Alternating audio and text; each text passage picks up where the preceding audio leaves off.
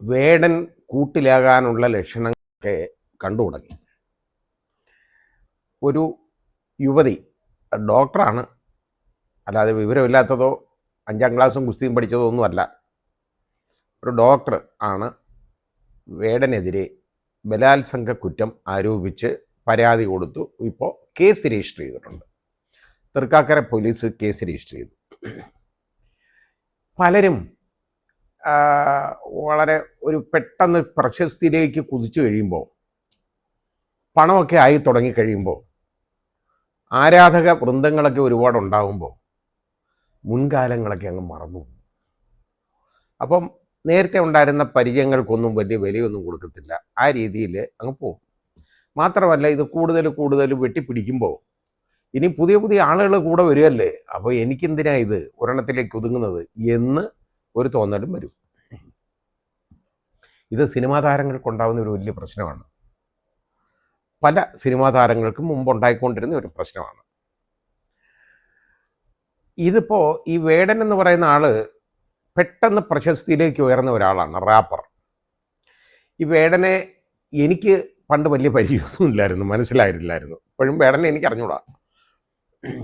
പക്ഷേ പിന്നെ അയാൾ എഴുതുന്ന, അയാൾ പറയുന്ന ഈ വാചകങ്ങൾ, അത് കവിതകളെന്ന് പറഞ്ഞാൽ അത് കവിതയൊന്നും അല്ലത്, കവിതയാണോ കഥയാണോ പ്രഭാഷണമാണോ എന്നൊന്നും എനിക്ക് അറിഞ്ഞൂടാ. ഏതായാലും തുള്ളി കളിക്കുകയും ചെയ്യും.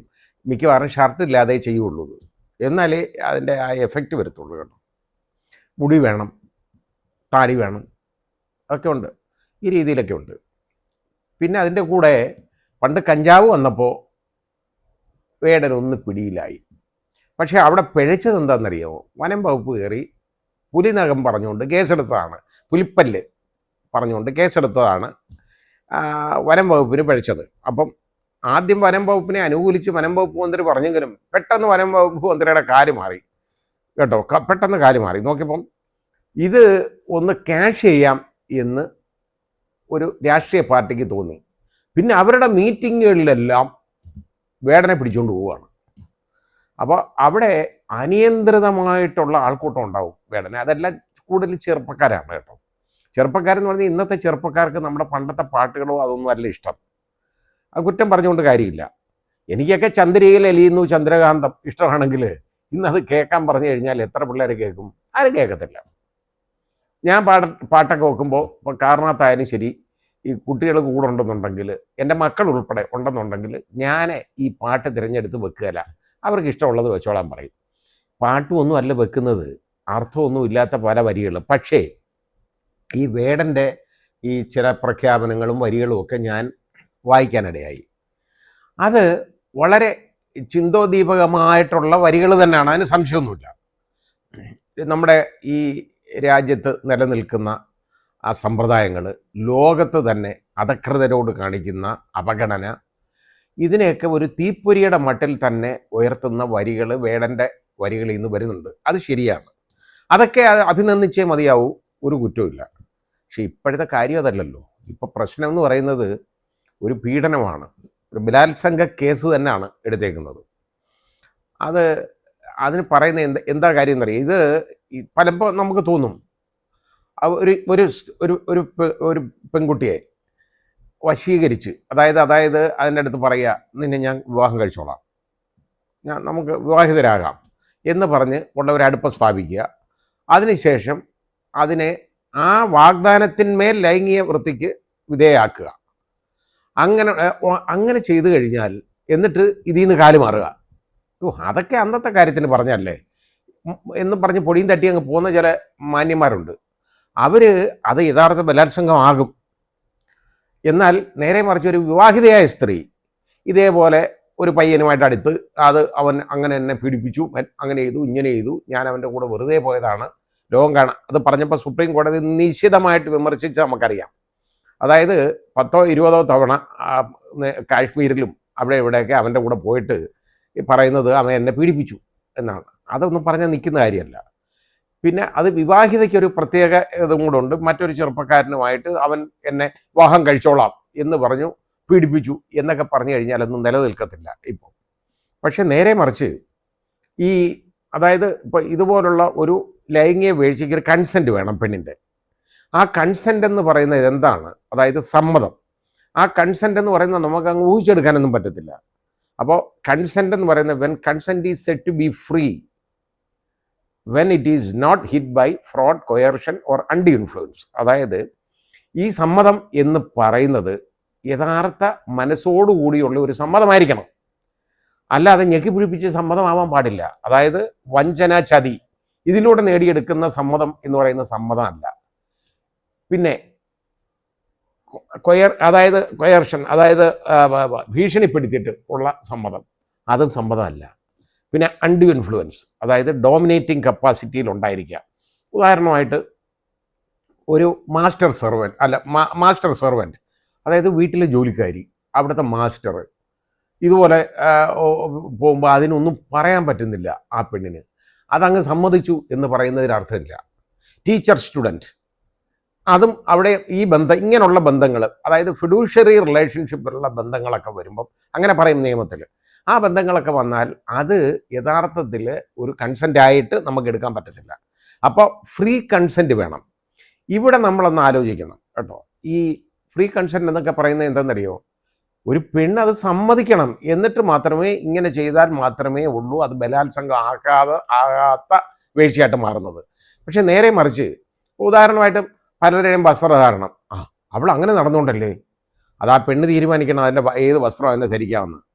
നമ്മൾ നോക്കിക്കോളൂ, ഈ വിദേശികളൊക്കെ, അതായത് ഫോറിനേഴ്സ്, പ്രത്യേകിച്ച് പാശ്ചാത്യരുമൊക്കെ, അവർ അല്പവസ്ത്രധാരികളായിട്ട് നടക്കും. അത് അവരുടെ സൗകര്യത്തിനല്ലാതെ ആളുകൾ കാണിക്കാനല്ല. അത് അവരെങ്ങനെ ചെയ്യുന്നേ, അവരുടെ കംഫർട്ടാണ് അവർ നോക്കുന്നേ, അല്ലാതെ അന്യൻ്റെ കംഫർട്ടല്ല അവർ നോക്കുന്നത്. അവിടെ ആരും ആരെയും സ്റ്റെയർ ചെയ്യാറില്ല, തുറച്ചു നോക്കാറില്ല. ഇപ്പോൾ ഓസ്ട്രേലിയയിലൊക്കെ ഒരുപാട് ന്യൂഡ് ബീച്ചുകളുണ്ട്, അതായത് ഒരു വസ്ത്രവും ധരിക്കാത്ത ബീച്ചുകളുണ്ട്. അവിടെ ആരെയും അവിടെ നോക്കത്തേയില്ല, അത് ശ്രദ്ധിക്കത്ത് പോലും ഇല്ല ആര്. അത് അവരുടെ കംഫർട്ട്, അവരുടെ സുഖം, അവരുടെ സൗകര്യം, അതാണ് അവർ നോക്കുന്നത്. ഇത് നമ്മൾ ഇവിടെ ആണെങ്കിലോ, ഇതാണെങ്കിൽ ഇവിടെ ഓരോരുത്തന്മാർ കാണുമ്പോഴേ കയറി ആ പെണ്ണിനെ കയറി ഉപദ്രവിക്കാനായിട്ട് തന്നെ കയറി പിടിച്ചാൽ വിവരം അറിയും. കാരണം അവർക്ക് അവിടെ പോലെ അവർ ഈ എന്തെങ്കിലും പരസ്പരമുള്ള ഒരു വീഴ്ചയായാലും അവർ രണ്ടുപേരും സമ്മതിച്ചല്ലാതെ അവരത് ചെയ്യല. അവിടെ ബലമായിട്ട് ആ സ്ത്രീയെ, അതായത് ചിലപ്പോൾ അടുത്തിടപഴകും, അതിന് കയറി കെട്ടിപ്പിടിച്ച് കിസ് ചെയ്ത് അതുമായിട്ട് വീഴ്ച നടത്തി ബലമായിട്ട് അതിനെ ഉപദ്രവിച്ചു കഴിഞ്ഞാൽ അവിടെയും ബലാത്സംഗ കേസുണ്ട്. അമേരിക്കയിലൊക്കെ എത്രയോ കേസുകളാണ് വരുന്നത്, ഒരുപാട് കേസുകളുണ്ട്. അതിൻ്റെ കാരണം എന്താ, നമ്മൾ വിചാരിക്കുന്ന പോലല്ല ഇത്. ഒരു സ്ത്രീ അതിൻ്റെ സമ്മതം വേണം, എന്നാലേ ഇത് അങ്ങനെ അല്ലാതാവൂ. ഇനി ഇവിടെ എന്താണ് നടന്നതെന്ന് നമുക്ക് നോക്കാം. ഇത് 2021 മുതൽ 2023 ജൂലൈ മാസം വരെ ഈ പെൺകുട്ടി, അതായത് ഈ പറയുന്ന യുവതി, ഡോക്ടർ യുവതി, ഇതിനെ ഇയാൾ ഈ ബലാത്സംഗത്തിന് വിധേയയാക്കി എന്നുള്ളതാണ് അതിൻ്റെ പരാതി. 5 തവണ എന്ന് പറയുന്നു. ഒന്ന് ഇവിടെ തൃക്കാക്കര വെച്ച്, അതായത് എറണാകുളം തൃക്കാക്കര വെച്ച്, പിന്നെ കോഴിക്കോട്, അതേപോലെ തന്നെ മട്ടാഞ്ചേരി, ഏലൂരും, അതായത് കൊച്ചിയുണ്ട്, ഏലൂരുണ്ട്, ഇങ്ങനെയുള്ള സ്ഥലങ്ങളിൽ വെച്ച് ഏതാണ്ട് മൊത്തം 5 തവണ ഇതിന് വിധേയമാക്കി എന്നാണ് അത് പറയുന്നത്. ലൈംഗിക വീഴ്ചയ്ക്ക്, അത് ബലാത്സംഗം ചെയ്തു എന്ന് തന്നെയാണ് അത് പറയുന്നത്. കാരണം അതിന് വിവാഹം കഴിച്ചോളാം എന്ന് ഉള്ള ഉറപ്പ് കൊടുത്തിട്ടാണ് അവസാനം ആദ്യം അതൊന്നും കൊടുക്കാതെ തന്നെ ഇയാൾ കയറി ആക്രമിച്ചു എന്ന് പറഞ്ഞാൽ ഇയാൾ വേടനായിട്ട് തന്നെ അങ്ങ് മാറി എന്നുള്ളതാണ് അത് പറയുന്നത്. അത് കോഴിക്കോട് വെച്ച്, അതാണ് അതിൻ്റെ അലിഗേഷൻ ഉള്ളത്. അപ്പോൾ തൃക്കാക്കര പോലീസ് ഇപ്പോൾ ഈ യുവതിയുടെ പരാതിയിന്മേൽ കേസ് രജിസ്റ്റർ ചെയ്തിട്ടുണ്ട്. അപ്പോൾ ഇതൊക്കെ ഞാൻ നോക്കണ്ടേ എന്താണെന്നറിയാം, അയാൾ ഒരു പ്രശസ്തിയിലേക്ക് പോയിക്കൊണ്ടിരിക്കുന്ന ഒരാളാണ്. ഇപ്പം നമുക്ക് ഒരാളെ ആദ്യമൊന്നും ചിലപ്പോൾ ഇഷ്ടപ്പെടത്തില്ല, പക്ഷേ അയാൾ ആ പ്രശസ്തിയിലേക്ക് ആവുമ്പോൾ അയാളെ വൈരൂപ്യം, അയാളുടെ നിറം, അല്ലെങ്കിൽ അയാളുടെ രൂപം, ഇതൊക്കെ നമ്മൾ മറന്നു കളയും. ഇപ്പോൾ സിനിമാ നടന്മാരായിട്ട് ആദ്യം ചിലർ മുമ്പോട്ട് വരും, വലിയ സൗന്ദര്യമൊന്നും നമുക്ക് ആദ്യം തോന്നുന്നില്ല. പക്ഷെ കാലങ്ങൾ കഴിഞ്ഞ് ഈ മുഖം കാണുമ്പോൾ ഉണ്ടല്ലോ, നമുക്ക് വലിയ സൗന്ദര്യമുള്ളവരായിട്ട് തോന്നും. അത് അങ്ങനെയാണ്, അതിൻ്റെ കാര്യം അതാണ്, മനുഷ്യൻ്റെ മനസ്സ് അങ്ങനെയാണ്. എന്ന് പറഞ്ഞ പോലെ ഇയാൾ പ്രശസ്തിയിലേക്ക് വന്നിട്ട് ഇയാൾ ഇങ്ങനെ നിൽക്കുമ്പോൾ ഇതൊക്കെ വന്നു കഴിഞ്ഞാൽ, ഇപ്പോൾ മയക്കുമരുന്നിൻ്റെ ഇടപാട് വന്നു, കഞ്ചാവിൻ്റെ ഇടപാടാണ് വന്നത്, കഞ്ചാവ് അങ്ങാണ്ട് അയാളെ എന്ന് പിടിക്കുകയൊക്കെ ചെയ്തിട്ടുണ്ട്. ചെറിയ സ്മോൾ ക്വാണ്ടിറ്റിയാണ്, അത് ജാമ്യം കിട്ടാവുന്ന ഒഫൻസുമാണ്, സ്മോൾ ക്വാണ്ടിറ്റി. അപ്പോൾ ഇത് കഴിഞ്ഞതിന് ശേഷം ഇനി ഇപ്പോൾ പറഞ്ഞ എന്താണെന്നറിയോ, ഈ പെൺകുട്ടി പറഞ്ഞേക്കുന്നത് ഇയാൾ മയക്കുമരുന്നിന് അടിമയായിട്ട്, അതായത് മയക്കുമരുന്ന് ഉപയോഗിച്ചതിന് ശേഷവും ഇതിനെ ബലാത്സംഗം ചെയ്തിട്ടുണ്ട് എന്നുള്ളതാണ് ഇതിൻ്റെ പരാതി. ഇതൊരു ചെറിയ പരാതിയൊന്നുമല്ല. ഇപ്പോൾ വലിയ വേടന് പ്രശസ്തിയൊക്കെ കാണും. പക്ഷേ ഈ പ്രശസ്തി ഉള്ളവർ ചിന്തിക്കേണ്ടത് ഈ ആളുകളുടെ മനസ്സിലേക്ക് ഇയാളെക്കുറിച്ച് ഇതുപോലെ ഒരു മോശമായിട്ടുള്ള ഒരു വിചാരം വന്നു കഴിഞ്ഞാൽ അവർക്ക് ഒരുപാട് ബുദ്ധിമുട്ടുണ്ടാവും. നമ്മൾ കാണണം, ഈ പല സിനിമാ നടന്മാർക്ക് പോലും നോക്കിക്കോളൂ, അവർ പ്രശസ്തിയുടെ കൊടുമുടി നിൽക്കുമ്പോഴായാലും ഇതുപോലുള്ള ഒരു ആരോപണം വന്നു കഴിഞ്ഞാൽ അവർ ടപ്പെന്ന് താഴെ വീഴുന്ന നമ്മൾ എത്രയോ കണ്ടിട്ടുണ്ട്. പിന്നെ അവർക്കൊന്ന് പിടിച്ചു കയറി വരണമെങ്കിലുണ്ടല്ലോ വളരെ ബുദ്ധിമുട്ടാണ്. അവരെ കൂവാനും ഒക്കെ, തിയേറ്ററിൽ കൂവാനും ഒക്കെ ആൾ കാണും. അത് നമ്മൾ കണ്ടുകൊണ്ടിരിക്കുന്ന കാര്യങ്ങളാണ് സിനിമാ നടന്മാരെ സംബന്ധിച്ചിടത്തോളം ഒക്കെ. അപ്പം ഇത് ഞാൻ പറഞ്ഞ എന്താണെന്ന് പറയുക, ഈ പ്രശസ്തിയിലുള്ള ആളുകൾ അവരുടെ ആ പ്രശസ്തി കാത്തു സൂക്ഷിക്കണം. ജനങ്ങൾ തന്ന ഒരു വരദാനമാണിതെന്ന് കണക്കാക്കണം. അതങ്ങ് മറന്നു പോകരുത്. അതായത് അഹങ്കാരം തലയ്ക്ക് പിടിക്കരുത് എന്നുള്ളതാണ് ഞാൻ ഈ പറഞ്ഞുകൊണ്ട് വന്നത്. അങ്ങനെ വന്നു കഴിഞ്ഞാൽ ഇതൊക്കെ വരും. അപ്പോൾ ഈ പെൺകുട്ടിക്ക് ഇങ്ങനെ ഒരു വാഗ്ദാനം കൊടുത്ത് ഇതുമായിട്ട് അയാൾ ബന്ധപ്പെട്ടിട്ടുണ്ടെങ്കിൽ പിന്നെ അയാൾ ഇതിനെ കളയുന്നത് ശരിയാണോ? ഇത് പിന്നെ വിളിച്ചാൽ ഫോൺ എടുക്കാതായി. അവസാനം ഈ പെൺകുട്ടിക്ക് ഇത് പറയുന്നത് കേട്ടിട്ട് അതൊരു മാനസികാഘാതമായിട്ടങ്ങ് മാറി. അതിന് ഡിപ്രഷനിലേക്ക് പോയി അതിന് ട്രീറ്റ്മെൻറ്റ് വരെ എടുക്കേണ്ടതായിട്ട് വന്നു എന്ന് പറയപ്പെടുന്നു. അങ്ങനെയൊക്കെ ചെയ്തിട്ടുണ്ടെങ്കിൽ വളരെ വലിയ ദ്രോഹമാണ് അയാൾ കാണിച്ചത്. അത് ആ പെൺകുട്ടിയുടെ വാക്ക് പലപ്പോഴും വിശ്വസിക്കാവുന്നതാണ്. ഇയാളത് അല്ലെങ്കിൽ അതൊന്ന് മാറി പറയട്ടെ. ഇപ്പോൾ അയാൾ ഒളിവിനാണ് യഥാർത്ഥത്തിൽ.